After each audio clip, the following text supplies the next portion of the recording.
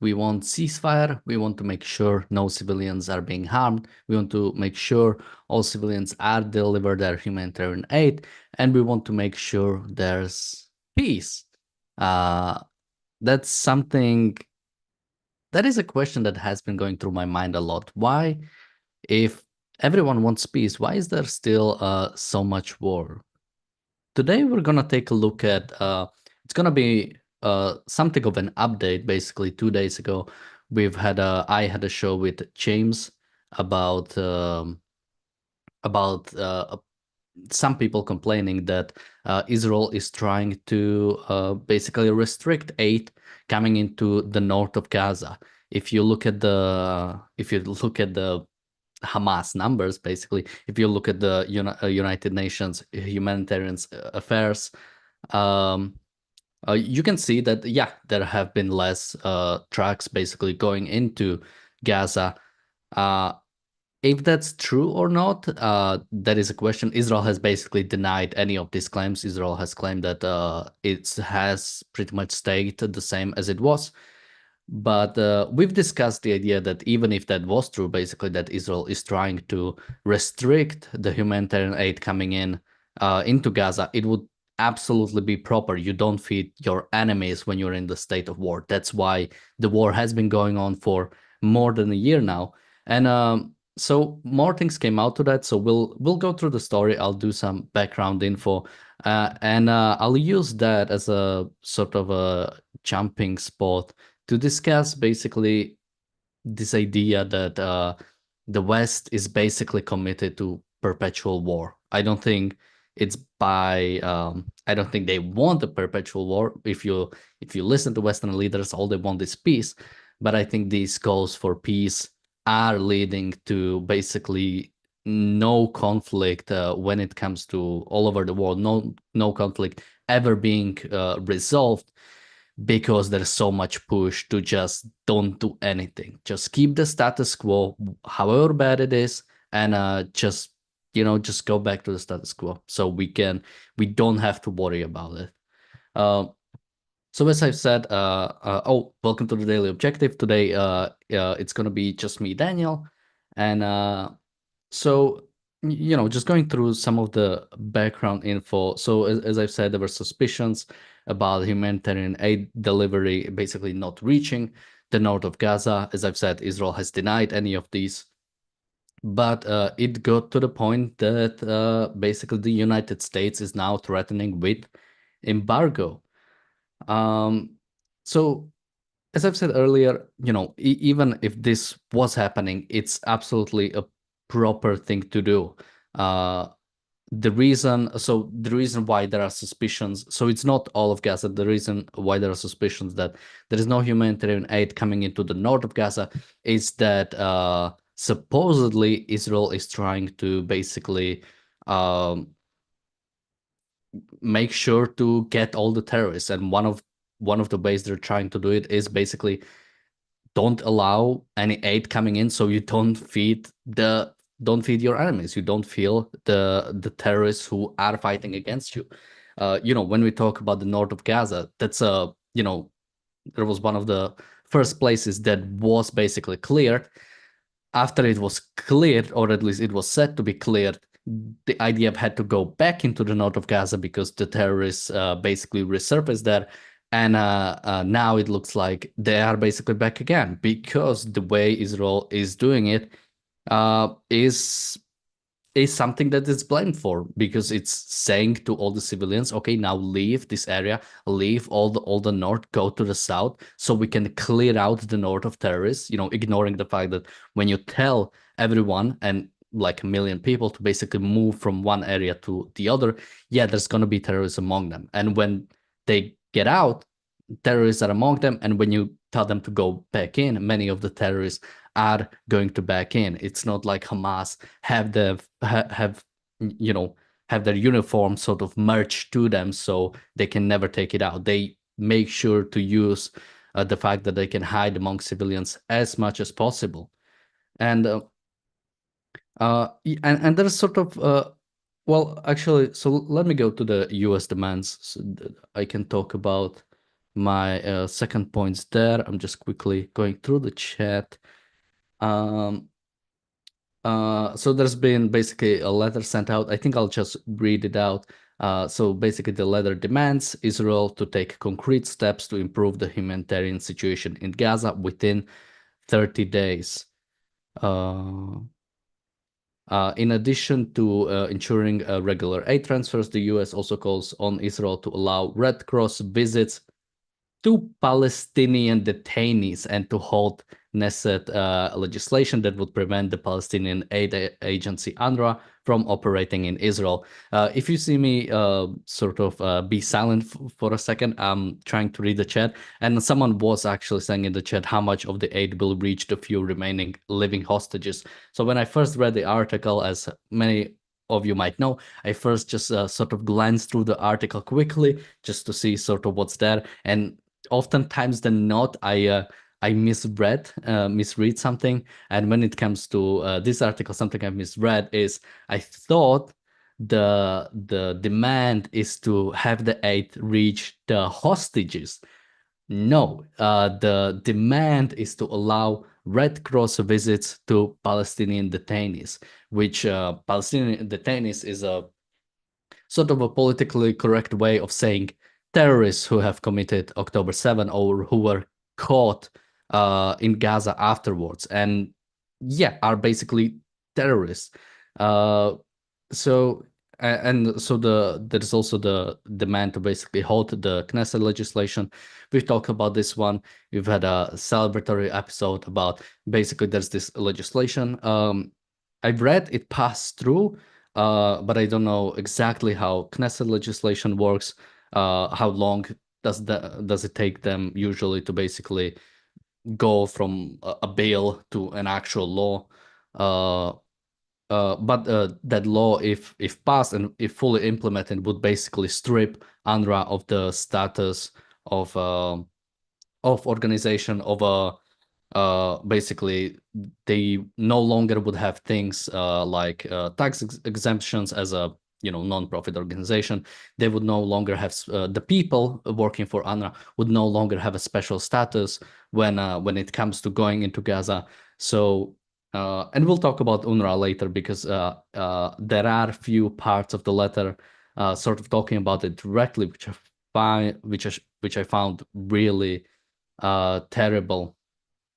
And so one of the reasons why this seems to be going through is that apparently Washington is losing trust in Israel. It looks like Washington no longer believes that Israel, sort of from their perspective, is doing the right thing.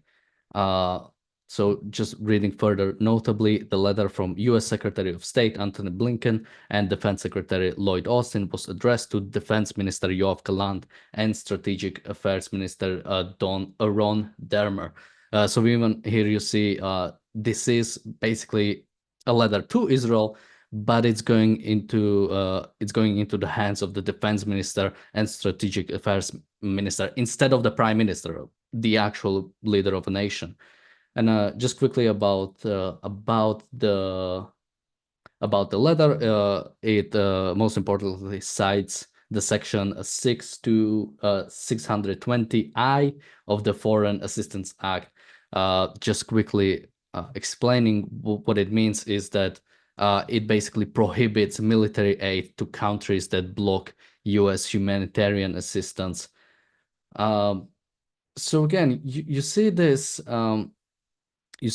unwillingness to basically what I would consider actually finishing the job. You see, you see this almost, uh, yeah. I mean, sort of wanting perpetual war. Because again, you try to look at this. How is who is the Palestinian population? Whenever people talk about it, they always talk about it as if the sort of the Palestinian people or the civilians just find themselves in this conflict, just suddenly are in the state of war, just woke up one day and they are living in the state of conflict, and now we have to go save them. Now there are innocent people who we have to save. Well, it's absolutely not true. I mean, if you just go back, you know, I don't want to always go back to the fact that they have elected Hamas because I don't think that's the most important part. But it's also that the Palestinians have elected Hamas, have chosen this is the people we want to represent us. This is the people who we want to basically act on our behalf, and this is the people we support. And even afterwards, even if you say that maybe there are many people now disagreeing with Hamas who don't want Hamas in power, or maybe even before October 7th didn't want Hamas in power. Well, there were no calls for elections in Gaza. There were no calls for the position of Hamas. Even now, after October 7th, we've discussed many of these individuals sort of standing up to Hamas. And whenever we talk about them, it's always, individual people standing up. No one is besides them. They are basically just a sole individual sort of trying to rise up. Any criticism of Hamas is small in numbers, and it is almost non-existent. And even when you hear an actual criticism of Hamas, it's usually coming, well, the sort of the more vocal opposition to Hamas is because they are not radical enough. It's because they are being too weak when it comes to Israel. Many of Palestinians have celebrated October 7 and want to see more, and we just don't see this innocence when it comes to Palestinians. Yeah, and the fact that the goal right now is sort of to bring it to the peace that basically, just have a ceasefire, or just, finally try to, try to stop this war, sort of have peacetime. You have to remember, peacetime, or sort of the world or Israel before October 7th wasn't some sort of nothing is back. There were hundreds, and in some cases thousands of rockets going into Israel from Gaza during peacetime, during the time where there was no conflict such as October 7th.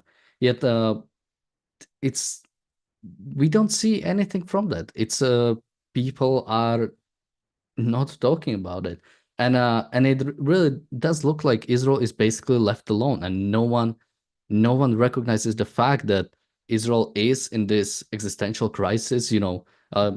I believe Netanyahu likes to talk about, the seven fronts, that Israel is fighting on seven fronts, and it's not far from the truth. Israel is actively fighting on many fronts, is actively being either directly or indirectly threatened by many actors in the Middle East.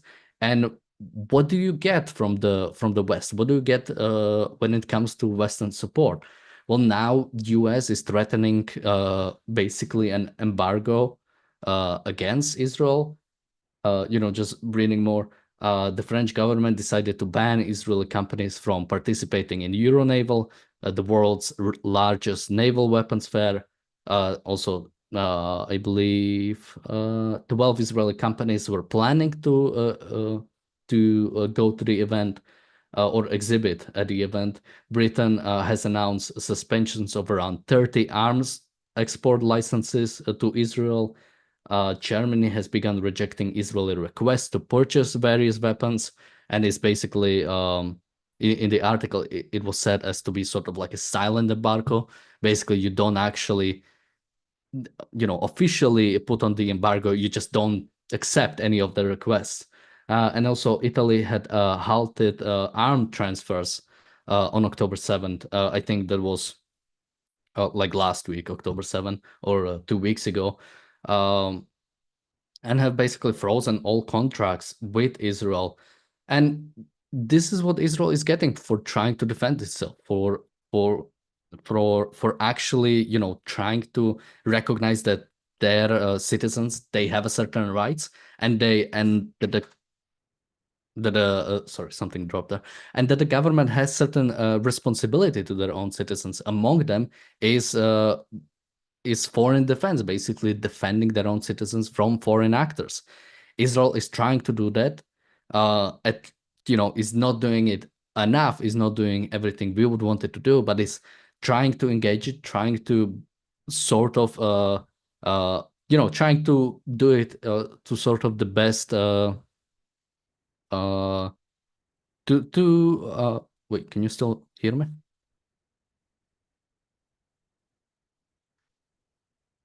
Okay.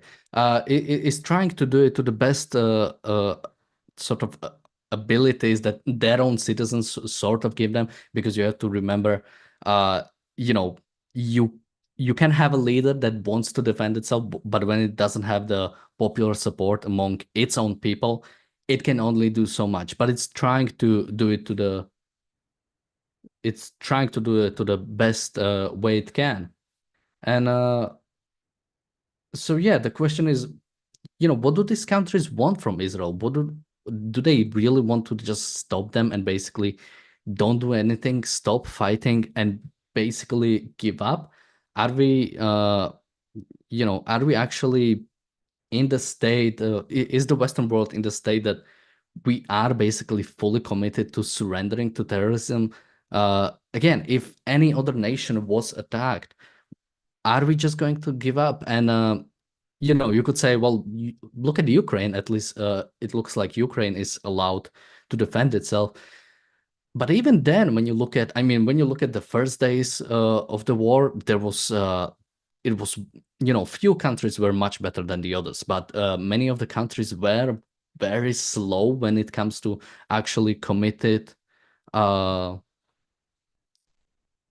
Wait, can you guys hear me? I think you should be able to hear me. Many of the countries were basically slow to defend Ukraine. Even right now, I think Zelensky recently went to the White House, and one of the topics of the negotiation was basically that uh, uh, Zelensky wanted to strike further within Russian borders, basically strike within Russia, much further within Russia, and and that he was basically denied. So even there, you can see even countries like Ukraine, countries that are fighting against much stronger opponents, countries that are without a doubt fighting for its survival, even those ones are not allowed to basically fully fight for its sovereignty. I mean, and we don't even have to go to the uh, sort of continuing with the letter. There was also the UNRWA part, which I found just incredible. There's no other way of saying it. I'm just gonna read the part that I found from the article. So, in the basically in the list it says the pair. When it says the pair, it means Blinken and Austin. So it says the pair said they recognize Israel's concern over some UNRWA's members' ties to Hamas and involvement in the October 7 onslaught, and that Hamas is misusing the UN organization's facilities. So again, you have a recognition from the United States that uh, you have a recognition from the United States that UNRWA members have participated in October 7, have ties to Hamas, and that Hamas has been misusing the UN organization facilities, using them to do their terrorist activities from. That's one way of misusing, I guess. But continuing, however, the enactment of such restrictions would devastate the Gaza humanitarian response at this critical moment and deny vital educational and social services to tens of thousands of Palestinians in the West Bank and East Jerusalem, which could have implications under relevant US law and policy. So basically, what we see here is that Hamas is able to hold its own people hostage. Basically, the fact that Hamas has put its own people in such a state that their life are threatened because they are in the state of war. The fact that let's say the access to food, the access to shelter is now limited because Hamas has decided to start this war. Now they can use those people as hostages and basically do whatever they want. And the West complies. The West says, yes, you are holding your own citizens, your own people as hostage, and we will comply because care we care more about the people who are supporting the terrorists. We care more about the people who are actively trying to destroy a different nation, then we care about the people who are living in a free nation and are and have recognition for individual rights. This is the state of the world we are right now, and that's what leads me to really believe that uh, the West is basically committed to perpetual war, because as long as you have this mentality, as long as you have the mentality that you just can never, even by mistake, you can never hurt civilians. It Nothing can ever go wrong with the civilians, or you have to give up. And basically, if it is said that the Palestinians don't get humanitarian aid, if it's said that Palestinians might die as a as a byproduct of the war, that's Israel's fault, because Israel is the one attacking. It's not the problem of Hamas for starting the war. It's problem of Israel because it's trying to defend its own citizens, and therefore it has to go in to try to dismantle Hamas. Um, so yeah, I think sort of like summarizing the event, it really shows the sort of the philosophical corruption we have right now, and and yeah, basically that's the idea that one, that people don't have free will, the fact that there is no Palestinians have no agency to stand up against Hamas, have no agency to do something about Hamas, to do something with the living condition they are right in. It's only Israel. It's only Israel that has any you know any any like moral responsibility in this context. The only one who can get moral blame. You can't blame Hamas, you can't blame the Palestinians, you can't blame Iran for what it's doing. You can only blame Israel. So let me just quickly look at the super chats. So first, we have a super chat from Bonnie. Thank you so much. And a super chat from PC, who says, I've heard rumors UN peacekeepers assisted Hezbollah. So I've seen something similar from some people, but I don't have anything concrete. Something we've definitely seen is, I think at the very least,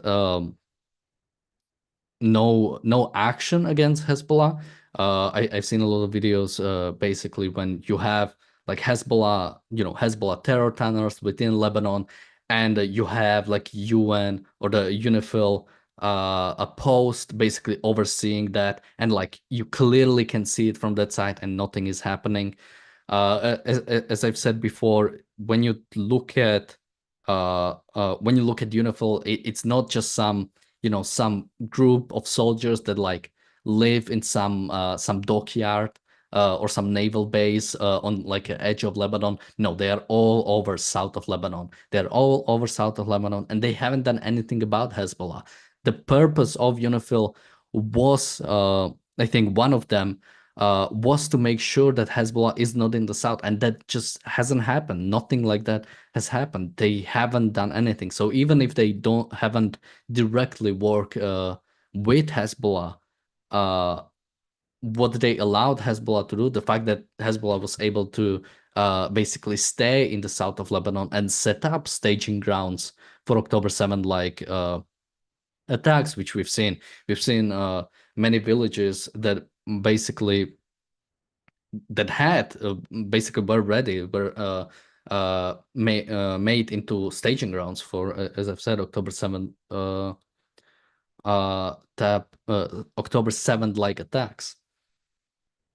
So and with that, I think we've covered well basically why I think the West is basically committed to perpetual war, because if you don't recognize what war is, if you don't recognize what is necessary when it comes to war, meaning a complete dissolution of the side that basically started the war against a free nation, if you don't recognize that, if you don't commit to that, you'll never really finish a war. Even if you get to some sort of peace, it's not really going to be a peace, because the side that has started this war, the side that is committed to the destruction of the other nation, hasn't disappeared, and it's still there, and it's going to use um, as soon as it basically recovers its forces, it will just do it again. And we've seen that with Hamas again and again. There were times when Israel tried to do some reaction, tried to go into Gaza a little bit and do something, but as soon as Hamas was able to recover, they just striked again. Similar with Hezbollah, similar with any, uh, you know, any any any organization that is committed to the destruction of Hamas. And unless you destroy that, you'll see it again and again. And with that, thank you everybody for watching. We'll see you. There is no reality show today, so we'll see you tomorrow with another episode of the Daily Objective and the reality show. Thank you and bye-bye.